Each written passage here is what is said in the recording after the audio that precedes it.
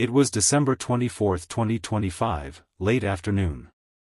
The park on the edge of the city was empty except for a few stubborn pigeons and the wind rustling dead leaves. Ananya sat on the same bench she'd claimed every evening for the past 6 months.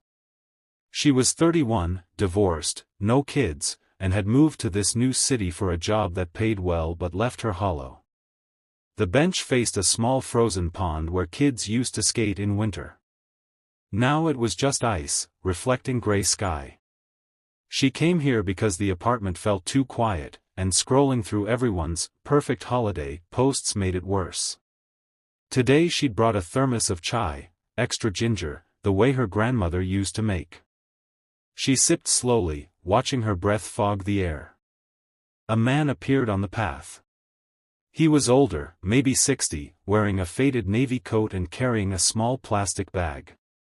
He walked slowly, like someone who had nowhere urgent to be. He stopped at the bench, glanced at her, and asked in a soft voice, "Is this seat taken?" Ananya shook her head. "No. Go ahead." He sat on the far end, leaving space between them. He didn't speak for a long time. Just stared at the pond. Then he pulled a small packet of peanuts from the bag and scattered a few for the pigeons. They fluttered over immediately. Ananya watched from the corner of her eye. He had kind lines around his eyes, the kind that come from smiling a lot, even when it hurts. After a while, he spoke. "I come here every year on this day. My wife used to sit right here. She loved watching the kids skate. Said it reminded her of when our daughter was little." Ananya felt a pang. "She's not here anymore?" He shook his head. "Passed 3 years ago. Cancer. Quick. We didn't even have time to say goodbye properly." "I'm sorry," she whispered. He shrugged. "Don't be. Life happens. I just missed the sound of her laughing at the kids falling on the ice." They sat in silence again. The wind picked up, carrying faint holiday music from somewhere far off.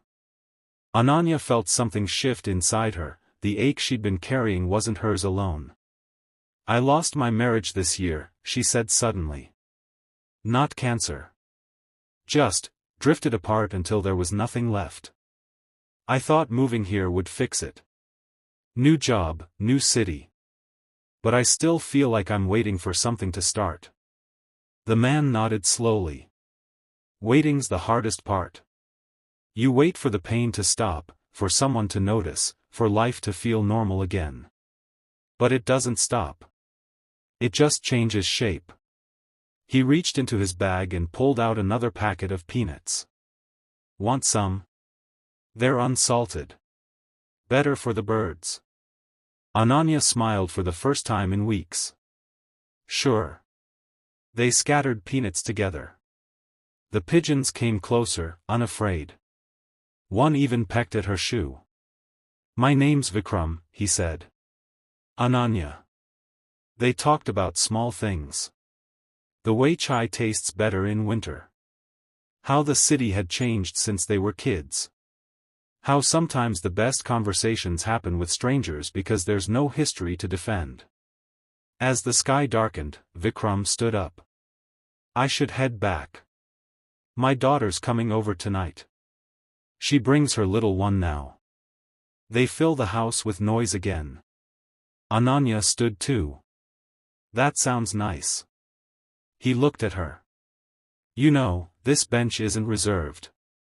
Tomorrow, day after, whenever. If you're here, I'll be here too. No pressure. Just company." She nodded. "I'd like that." He walked away, coat flapping in the wind. Ananya sat back down alone, but the bench didn't feel as cold. She took out her phone, opened the camera, and snapped a photo of the empty pond. No filter.